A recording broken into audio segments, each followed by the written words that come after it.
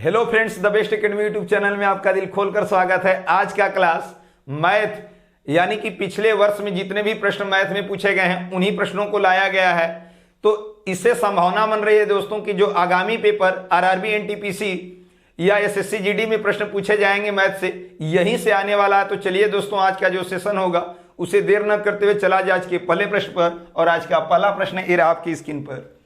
दिया है श्रेणी 2,7,12 डॉट डॉट का 10वां पद ज्ञात कीजिए। जब भी इस तरह की सवालें हो जाए दोस्तों, तो सबसे पहले इसमें देखेंगे कि अंतर समान है कि नहीं है।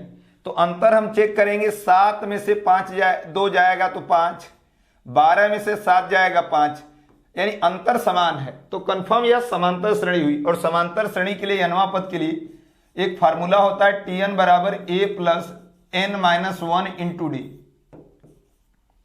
यानी n का मतलब 10वां पद। तो यहां पे 10वां पद हमें ज्ञात करना है। a का मतलब प्रथम पद और इसका मान हो जाएगा 2। n का मतलब जितना कहेगा कितना पद हमें ज्ञात करना है। तो यहां 10वां पद हो जाएगा तो 10 में से 1 जाएगा 9। और d का नाम है सर्वांतर, दूसरा माइनस पहला या तीसरा माइनस दूसरा। तो इसमें अंतर 5-5 का है, तो इसलिए यहां पे 5 लिख लेंगे। तो t 10 बराबर हो जाएगा 2, 5-9 45, यानी इसका आंसर हो जाएगा दोस्तों 47, जो कि ऑप्शन नंबर हो जाएगा सी। यह प्रश्न पिछले वर्ष में पूछा गया है, ध्यान दीजिएगा। नेक्स्ट देखिएगा, प्रश्न संख्या 2। प्रश्न संख्या 2 में बोला गया है कि 10,000 रुपए की राशि 15% की वार्षिक ब्याज की दर से 2 वर्ष के लिए उधार ली गई है। तो 2 साल के अंत पर इस राशि का भुगतान किया गया साधारण ब्याज क्या होगा। यानी साधारण ब्याज पूछा जा रहा है। तो साधारण ब्याज बराबर एक फार्मूला होता है SI बराबर धन गुणते दर गुणते समय बटा में 100, यानी PRT बटा में 100। तो हमें P जो मूलधन है वो आपका 10,000 है, तो यहां पे 10,000 लिख लेंगे। दर जो है 15% दिया है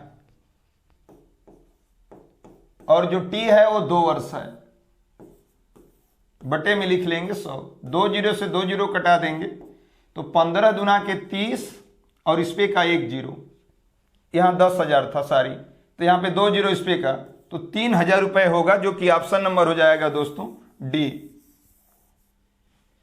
नेक्स्ट देखिएगा,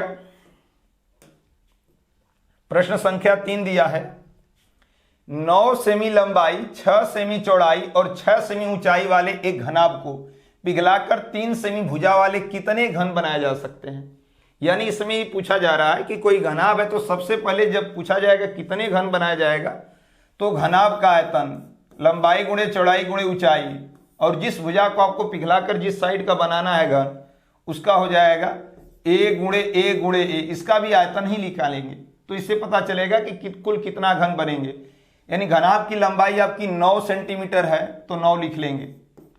घनाभ की चौड़ाई 6 सेंटीमीटर है तो यहाँ पे 6 लिखा जाएगा। ऊंचाई दिया है 6 सेंटीमीटर तो 6 लिख लेंगे। यानी घनाभ का आयतन हम लिख लिए। अब आपको 3 सेमी भुजा वाला पिघलाकर बनाना इन सबसे, तो यहाँ पे 3 बार 3 लिख लेंगे, क्योंकि घन का भी हमें आयतन निकालेंगे। और कटा देंगे 3 से 3 बार में, 3 से इसे 2 बार में, 3 से 2 बार में। तो 3 दूना के 6 दूना के 12, यानी कुल 12 घन बनाए जाएंगे, जो कि ऑप्शन नंबर हो जाएगा दोस्तों बी। नेक्स्ट देखिएगा, प्रश्न संख्या 4 क्या कह रहा है कि 2 संख्याओं का महत्तम समापवर्तक 11 है, उनका लघुत्तम समापवर्तक 330 है। यदि उनमें से एक संख्या 55 हो तो दूसरी संख्या ज्ञात कीजिए। ऐसा भी सवाल पूछा जाता है अधिकांश पेपरों में। तो इसके लिए फॉर्मूला हो जाएगा 2 संख्याओं का मस गुणते लस बराबर पहली संख्या गुणे दूसरी संख्या। इस सूत्र को आप लोग याद रखिएगा दोस्तों। इसी सूत्र पे सवाल लगाई जाएगी। महत्तम यानी कि मस जो है 11 है और इसका लस जो है 330 है, गुणे 330 करेंगे। पहली संख्या 55 और दूसरी संख्या पूछा जा रहा है, तो कटाएंगे 11 से, तो 11 5 55 और 5 से कटाएंगे 5 छक्का 30, 5 छक्का 30, यानी जो दूसरी संख्या पता चल गई वो 66 है, जो कि ऑप्शन नंबर हो जाएगा दोस्तों सी। नेक्स्ट देखिएगा, प्रश्न संख्या 5 क्या कह रहा है कि बिंदुओं 1,0 -1,0 और 0,1 से निर्मित त्रिभुज का क्षेत्रफल ज्ञात कीजिए। जब कभी भी त्रिभुज का क्षेत्रफल 3 बिंदु देकर पूछा जाए तो किसी एक बिंदु को उसमें से 0 कर लीजिए, यानी इसमें हम -1,0 जोड़ देंगे तो यह 0 हो जाएगा, तो सब में वही करना होगा, यानी तीनों बिंदुओं में आपको वो काम करना है। तो ए तो आपका निकल जाएगा, जोड़ेंगे तो 1 में -1 को तो 0 0, और ए वाला जोड़ेंगे तो हो जाएगा -2,0, ए वाला जोड़ेंगे तो -1,1, यानी आपसे केवल मतलब जो 0 0 हो गया उसको हटा देंगे, यानी कभी भी ऐसा 3 ठो दिया हो तो पहले वाले को 0 कर लीजिएगा। अब क्या करना है दोस्तों, पहले का लास्ट के साथ जोड़ दीजिए, तो -2 में 1 जोड़ेंगे तो -1, और इसका इसमें जोड़ देंगे, 0 में -1 जोड़ेंगे तो हो जाएगा -1, और यहां से हम त्रिभुज का क्षेत्रफल निकाल लें तो 1/2 रहेगा, -1 हो जाएगा -2, कट जाएगा तो -1, कभी भी क्षेत्रफल माइनस में नहीं होता है तो 1 मान लेंगे, और इसका आंसर हो जाएगा दोस्तों ऑप्शन नंबर सी,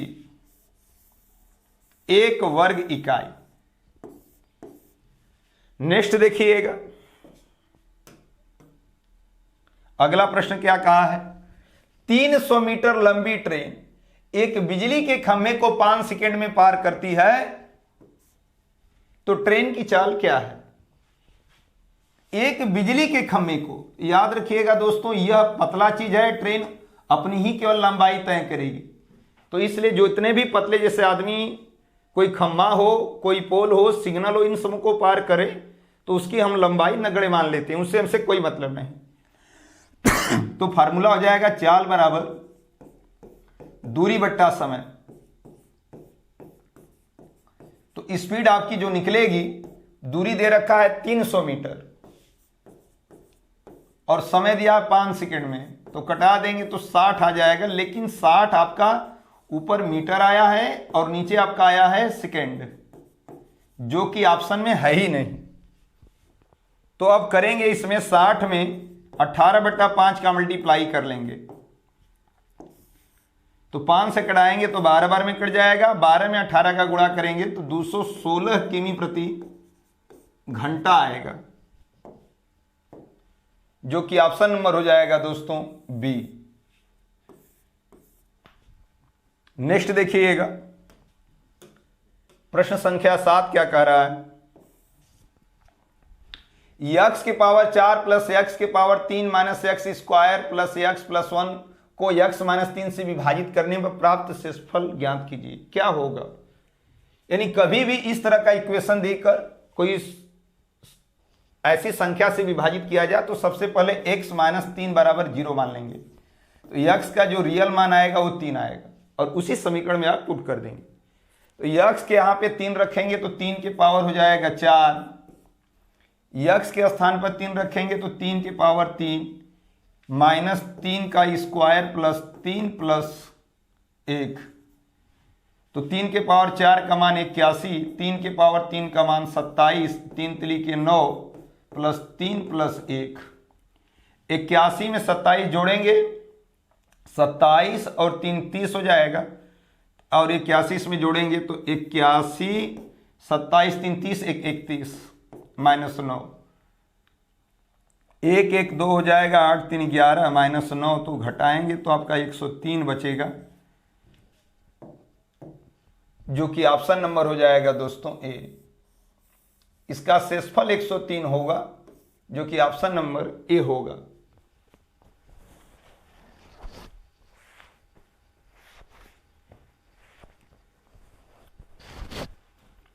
नेक्स्ट देखिएगा,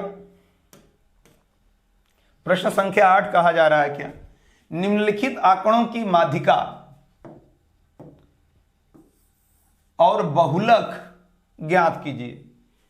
तो माध्यिका सबसे पहले हम क्रम में लिखेंगे संख्याओं को, तो क्रम में लिखेंगे तो इसमें हम देख रहे हैं कि 2 बार 2 आया है, फिर देख रहे हैं कि 3 बार इसमें 3 आया है, क्रम से लिखना होगा। 3 बार 3 आपका आया है। फिर देख रहे हैं 5 जो है वो आपका 2 बार आया है। 5 जो है वो आपका 2 बार आया है। और 7 भी आपको दिख रहा है कि 2 बार आया है।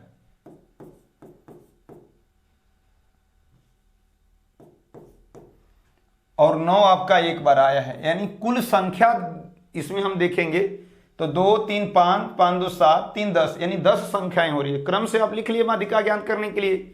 तो आप 10 में से 4 को इधर निकाल दीजिए और 4 को इधर, यानी बराबर बराबर संख्या निकालना है। या तो एक संख्या बचेगी या तो 2 संख्या बचेगी। यहां बराबर बराबर निकालने के बाद 2 संख्या बची और दोनों को जोड़ लीजिए, बटे में 2 कर लेंगे तो 8 बटा में 2 का मतलब 4, यानी जो 4 आया है वो आपका माध्यिका निकला है। अब बहुलक जो जितनी बार अधिक आया हो तो इसका जो बहुलक होगा दोस्तों, सबसे ज्यादा बार कौन संख्या आई है तो 3 बार आया है। सबसे अधिक यही बार आया है क्योंकि 7 2 ही बार है, 5 2 ही बार है, 2 2 ही बार है, 3 बार इसमें 3 आया तो इसका बहुलक 3 होगा। तो माध्यिका 4 और बहुलक 3, तो ऑप्शन हो जाएगा दोस्तों डी। नेक्स्ट देखिएगा, सबसे पहले माध्यिका में ध्यान दीजिएगा, संख्या को क्रम में सजा लीजिएगा, आधा आधा बांट लीजिएगा। यदि एक संख्या बचे तो वही माध्यिका, 2 बचे तो दोनों को जोड़कर बटा में 2, वो माध्यिका होगी। नेक्स्ट देखिएगा, प्रश्न संख्या 9 में क्या कहा जा रहा है। दिया है कि इतना कोई संख्या में 8 का आंकिक मान क्या है। जब जाति मान या आंकिक मान पूछे तो वो किसी भी स्थान पर क्यों न हो, उसका आंसर वही होगा। यानी 8 का आंकिक मान पूछा गया है तो इसका आंसर 8 ही होगा। ऑप्शन नंबर हो जाएगा दोस्तों डी हो जाएगा। स्थानीय मान पूछा जाता तो निकाला जाता, लेकिन आंकिक मान या जाति मान चाहे वो किसी भी स्थान पे हो वही होंगे। नेक्स्ट देखिएगा, प्रश्न संख्या 10, कहा जा रहा है कि सोहन को अपने पुराने पंखे को 1500 रुपया में बेचने पर 20% की हानि हुई। उसे उस पंखे को किस मूल्य पर बेचना चाहिए ताकि 20% का लाभ कमा जाए। 1500 रुपया में बेचा जा रहा है तो उसको 20% की हानि हुई, यानी यहां पे 80 लिख लेंगे। ये 20% की जो हानि हुई किस मूल्य पर बेचे कि 20% का लाभ हो जाए। तो 100 में जोड़ लेंगे, जो लाभ होगा तो 100 में जोड़ेंगे, हानि होगा तो 100 में घटा लेंगे। कटाएंगे 40 दूना के 80, 40 तिहाई 120, 2 से कटाएंगे 750 बार में कट जाएगा, आधा कर देंगे। 0 3 5 15 को 5, 3 7 21, 1 2250 होगा। यानी ऑप्शन नंबर हो जाएगा दोस्तों सी, यानी इस मूल्य पर इसे बेचा जाएगा तो उसे 20% का लाभ होगा। नेक्स्ट देखिएगा, प्रश्न संख्या 11 क्या बोल रहा है। यदि समबाहुभुज का प्रत्येक आंतरिक कोण 144 अंश है तो बहुभुज में भुजाएं होंगी। जब कभी भी आंतरिक कोण दिया हो तो उसके लिए एक फार्मूला होता है, आंतरिक कोण धन बाह्य कोण बराबर 180 अंश। यहां से बाह्य कोण निकल जाएगा, तो आंतरिक कोण दिया 144 अंश, यहां से बाह्य कोण निकल जाएगा तो घटाइएगा उधर तो आपका 36 अंश आएगा बाह्य कोण। यानी बाह्य कोण जो निकला है 20 से दर्शाए हैं दोस्तों, वो आपका कितना आया है 36 अंश। तो बाह्य कोण बराबर एक भुजा बराबर होता है सूत्र 360 बटा में बाह्य कोण। इस फार्मूला को याद रखिएगा। तो आपका यहां से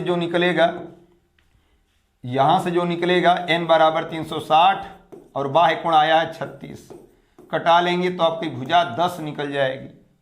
यानी कि ऑप्शन नंबर हो जाएगा दोस्तों डी, 10 भुजाएं उसमें होंगी। नेक्स्ट देखिएगा, 2 फार्मूला याद रखिएगा, आंतरिक कोण धन बाह्य कोण बराबर 180 और एक ठो आपका भुजा बराबर हो जाएगा 360 बटा में बाह्य कोण। नेक्स्ट देखिएगा, प्रश्न संख्या 12 क्या कह रहा है। 200 से 1000 के बीच ऐसी कितनी संख्याएं हैं जो 7 से पूर्णतः विभाजित है। तो यह संख्या 1 से यदि प्रारंभ होती तो उसकी बात अलग होती, हमें बारी बारी से 2 बार निकालना होगा। एक बार 200 में भाग करना होगा दोस्तों 7 से, और एक बार 1000 में करना होगा भाग 7 से। तो 7 से कटाएंगे तो 7 दूना के 14, 6 बचेगा, 7 वाटे 56, यानी इससे पहले 28 संख्या है और यहां पर देखेंगे 7 एकम 7, 3 होगा 30 होगा, 7 चौक 28, 2 होगा 7 दूना के 14। इन्हीं दोनों का अंतर आपका उतनी उसके बीच में होगा। तो 12 में से 8 जाएगा 4, 12 में से 8 जाएगा 4 हो जाएगा, 3 में से 2 जाएगा 1। 114 संख्याएं इसके बीच में ऐसी हैं जो विभाजित होगी। ऑप्शन नंबर हो जाएगा दोस्तों बी।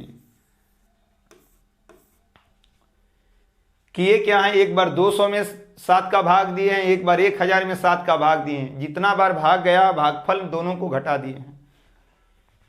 नेक्स्ट देखिएगा प्रश्न संख्या 13 में क्या है, कहा जा रहा है 13 में, यदि एक घन का पृष्ठीय क्षेत्रफल 1014 मीटर स्क्वायर है तो इसका आयतन क्या है। तो घन का पृष्ठीय क्षेत्रफल आपको याद होना चाहिए दोस्तों 6a स्क्वायर होता है और इसका दिया है मान 1014। घन का पृष्ठीय क्षेत्रफल 6 से कटाएंगे तो 6 एकम 6, आपका 4 बचेगा, 6 के 36 और 6 9 54, यानी भुजा स्क्वायर बराबर 169। तो ये आपका 13 का वर्ग है। तो आयतन पूछा जा रहा है, इसका आयतन, आयतन होता है a क्यूब। घन का आयतन पूछा जा a क्यूब यानी 13 का क्यूब। 13 का क्यूब होगा दोस्तों 2197 घन मीटर। तो इसका आंसर जो होगा ऑप्शन नंबर ए हो जाएगा 2197 metre cube. Option number A होगा। घन का पृष्ठीय क्षेत्रफल 6a स्क्वायर होता है, घन का आयतन a क्यूब। ये दोनों याद रहेंगे, सवाल लग जाएगी। ये प्रश्न कहीं न कहीं दोस्तों 4 बार 5 बार जरूर रिपीट है, इसलिए प्रश्नों को लाया गया है। फिर से पूछे जाने की संभावना पूर्णतः है। 4 क्रमागत सम संख्याओं का योग 484 है, तो सबसे छोटी संख्या क्या है।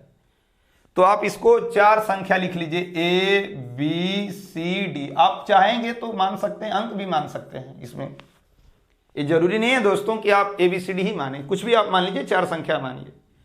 योग दिया है 484, तो 4 से केवल भाग करिएगा तो ये औसत निकल जाएगा।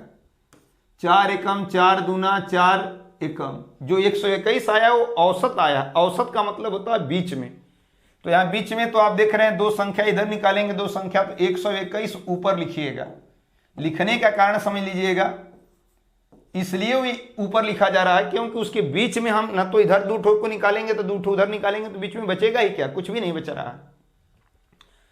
अब देखेंगे ये सम बोला गया है दोस्तों, तो इससे 1 ज्यादा हो जाएगा आपका 122 और 2 इससे ज्यादा करेंगे क्योंकि सम है 124। इससे 2 घटा लीजिए 120, इसमें 2 घटा लीजिए 118।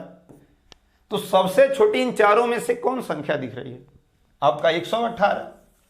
तो ऑप्शन हो जाएगा दोस्तों बी, सबसे छोटी संख्या जो आपकी आ रही है 118, जो कि ऑप्शन नंबर बी हो जाएगा। नेक्स्ट देखिएगा प्रश्न संख्या जो 15 है वो क्या कह रहा है, काश 1 डिग्री, काश 2 डिग्री इंटू काश 3 degree dot dot dot dot काश 120 का मान होगा। तो आप ध्यान दीजिएगा इस सवाल में, ऐसे सवाल जब भी आए तो 1 अंश 2 अंश 3 अंश डॉट डॉट डॉट डॉट बीच में काश 90 भी आएगा, क्योंकि 3 है लगातार है तो 90 से ही पार हो जाएगी, 90 91 92 ऐसे करके। और इस काश 90 अंश का मान होता है 0। अब किसी भी संख्या में 0 का मल्टीप्लाई करेंगे तो आंसर क्या हो जाएगा 0। इस सवाल में काश 90 को छुपा दिया है, आपको पता होना चाहिए कि बीच में काश 90 आएगा। तो ऑप्शन हो जाएगा दोस्तों ए, जो कि 0 सही होगा। नेक्स्ट देखिएगा प्रश्न संख्या जो 16 है वो क्या कह रहा है, यदि 10 कमीज का क्रय मूल्य 8 कमीज के विक्रय मूल्य के बराबर है तो लाभ या हानि परसेंटेज क्या है। यानी 10 का जो सीपी है वो 8 के एसपी के बराबर है। सीपी का मतलब क्रॉस प्राइस यानी क्रय मूल्य, एसपी का मतलब सेल प्राइस विक्रय मूल्य, ये दोनों आपस में बराबर हैं। तो इससे सबसे पहले यहां पे मान निकाल लीजिए, सीपी बटा में एसपी तो हो जाएगा 8 और नीचे चला आएगा 10। तो यहां पे देखने में क्या आ रहा है कि खरीदा गया है 8 रुपए में सीपी और बेचा गया है 10 रुपए में, 2 रुपए का लाभ हो रहा है। तो लाभ परसेंटेज बराबर फार्मूला होता है दोस्तों लाभ बटा में क्रय मूल्य अगुणते 100। तो आपको लाभ कितने का दिख रहा है? 2 रुपए का। इन दोनों का अंतर सीपी कौन है? 8 गुणते 100। 2 से कटाएंगे 4 बार में, 4 से कटाएंगे 25 बार में। 25% का लाभ हुआ, जो कि ऑप्शन नंबर हो जाएगा सी। यदि दोस्तों वीडियो पसंद आई तो लाइक शेयर करना ना भूलें और चैनल पे यदि नए जुड़े हों तो चैनल को जरूर सब्सक्राइब कर लें। जय हिंद।